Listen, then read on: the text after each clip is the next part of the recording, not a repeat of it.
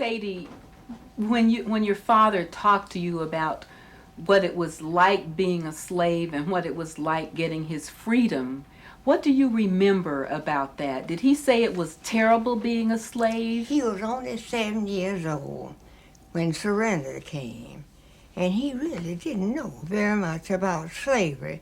Says the only thing he remembered was as a child between 6 and 7 years old, little boys then used aprons and they buttoned one button in the back, and that was all in the sleeves. Says he remember going around the house saying, "Freedom, freedom, I'm free, I'm free, I'm free." So that's the only thing he remembers about real slavery.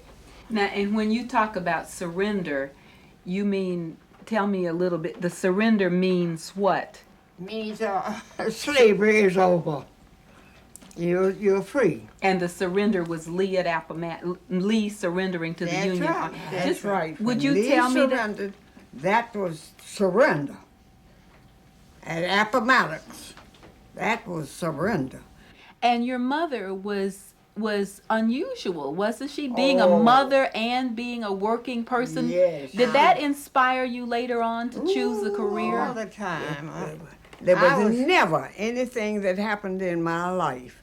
Mama used to say, if anything happens, you can always tell Mama.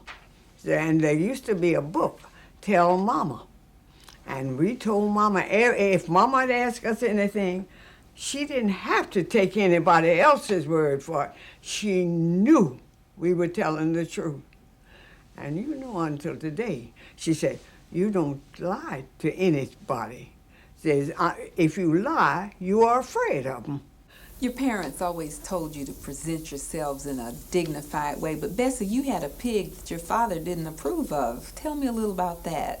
They had connected with the school, a farm, and this little pig, a little white, a male pig, was thrown over to be dead. Well, I, of course, grabbed him right up, went and got my bottle and taught him how to suck the bottle. And he just thought I was God, because everything that pig wanted, I gave it to him. But your father didn't like that. Well, when he grew to be so big, he was afraid he weighed about 500 pounds, and he would follow me all over the campus, everywhere. He had to take him away from him. And he had these great tushes grow up over his snout, and if I'd call him, I don't care where he was, he would break and run. But Papa didn't like me running around there with that bold pig. Why? And hurt Bessie. No, but he thought it wasn't dignified. Well, I don't know. He just didn't like it, but I insisted, and so when he bit one of the attendants who kept and bit him in his privates. So that was a good excuse to get the pig away from me, and me away from the pig. All right, but on the issue of respect, tell me the story, because that goes to your father's core.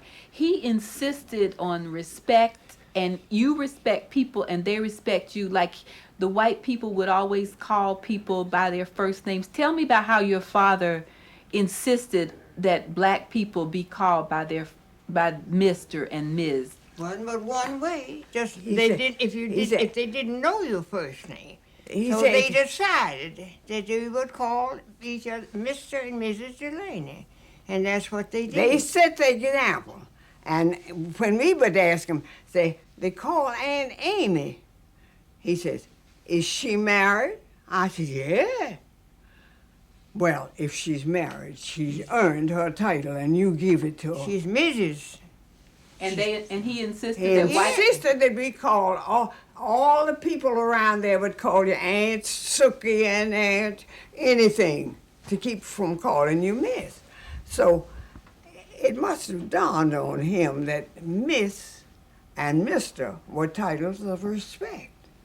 The other thing is that you grew up very protected. Your parents were nervous about exposing you to white men who were taking advantage of black women. I like to got lynched when we were all meeting at Waycross, Georgia, because I was a fight. I didn't take tea for the fever. I had long hair, came down here, and had plenty of it. I used to go to the barber once every 6 months and have it thinned out. I had so much. I just masses. So I was there in the colored waiting room. They had everything colored and white, and this was down in Waycross, Georgia. It was a place that the trains met to go to Birmingham. So anyway, while we were there, this white man that I called a Reb, he came by and saw me combing this long hair. I can imagine it now, but it never occurred to me then. And so he began to make passes at me. Well, I had never had anybody make any passes at me. I had been brought up with decent people, and they treated me in a decent way.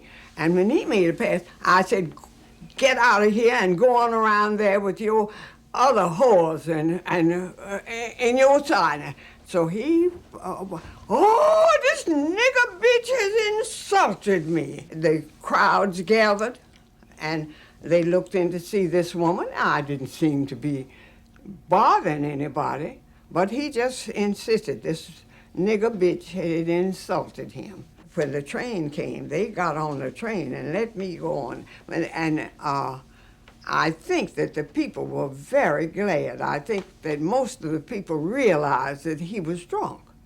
Now, in your book, you say that Jim Crow, which came in 1896 and established the segregation laws, Jim Crow changed everything.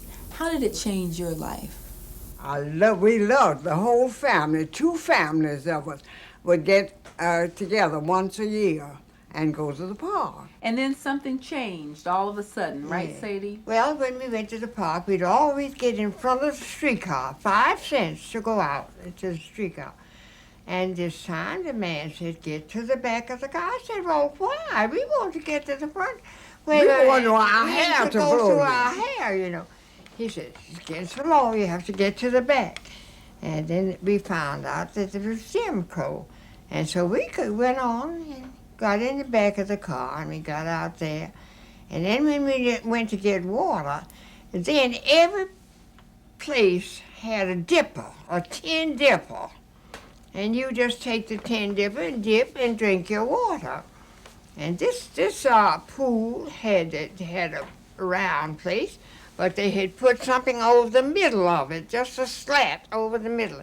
And said white on this side and colored on that side. And so Bessie took the dipper and she said, I'm gonna get me some white water. And she dipped over. All she had to just dip over, you know, and drank that water. Now tell me, when you got up north, you found Jim Crow up north too, right? In dentistry, all of your work is more or less about around the mouth, and you had to set up teeth, and I could evermore do it. All the children would come to me, Bessie, let me get marks. When I got up, and he said, no, this wouldn't pass. So Sadie Goodman, the youngest child in the class, she had to wait to take her state board. She was so young. And she came, Bessie, let me take yours and check it. I said, they won't take it. I said, they failed me. She said, let me try it anyhow. So she must have had an idea that there was something wrong. She took my work that they failed me on and passed on. And all the other students, I was the only one that failed. Well, that was a case of a real mean discrimination, because they didn't need to do that. Wasn't there a school where you didn't let them know you were coming, you just showed up? Oh, well, Tell me that. that was after when I got appointed. You had 3 years to get appointed after you passed this examination, which was no easy job for a colored person. And they wrote me. They took the 3 top on the list. And of course, if you were colored, they just skip over you and take the other 2. And so my brother knew a fella that worked down at the Board of Education, and he told Hubert, said, Who was colored? yeah, he said, you tell your sister when they write for her to come for an interview at the school, says don't go. And said they won't know she's colored. And then they'll appoint her. And then when you go up there and you're appointed, you can do nothing about it. So I made an excuse and I didn't go. And they just appointed me. And when I appeared, there's this colored girl. They could do nothing about it because I was appointed. When you look back, what do you think has been harder, being black or being a woman? Black, being black. Being black, That's been hard. yeah. Sadie and Bessie Delany, thank you for joining us.